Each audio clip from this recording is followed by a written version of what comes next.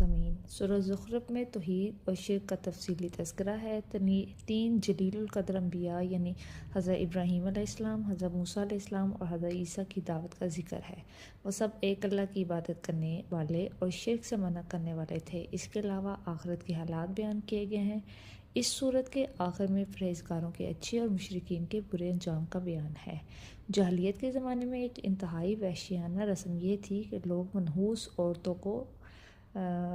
کو منحوس سمجھتے تھے، اور بعض قبیلے ایسے تھے کہ اگر ان میں سے کسی کے ہاں بچی پیدا ہو جاتی تو وہ شرم کے مارے اس بچی کو زندہ دفن کر دیتا۔ سورہ زخرف میں اس برے عمل کی مذمت بیان کی گئی ہے۔